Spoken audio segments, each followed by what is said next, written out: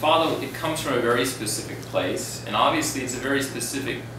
It's in Lisbon, it's in Coimbra, but it's from particular neighborhoods, and it's as Kamene said in the movie. I mean, it's not necessarily a music for the masses, although I think everyone can relate to it. I mean, it comes from a very specific group of people, and they're the hardcore fadistas, you know.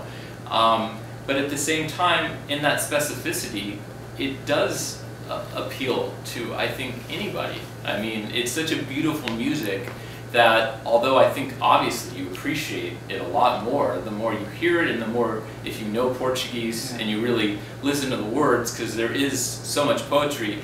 And I would say that Portuguese for me is one of the most poetic languages.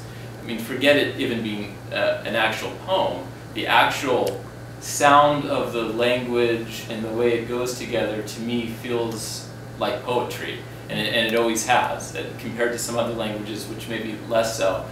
And so that in itself is kind of inspiring and gets you in the mood. But, you know, I think that Fado kind of it's out there, you know, and that's why when people hear it, they may not have ever heard it before, but there's something familiar about it. It taps into some kind of a common root, and maybe that's why UNESCO made it a World Heritage music, you know, acknowledging that power of it. But yeah, it's very interesting what you say, how a particular sound can influence what you see, and what you see can influence the sound as well. Yeah, sure. And what's fascinating about that celebration at my university at Brown in Providence, the Waterfire celebration, is they actually do play Fado music.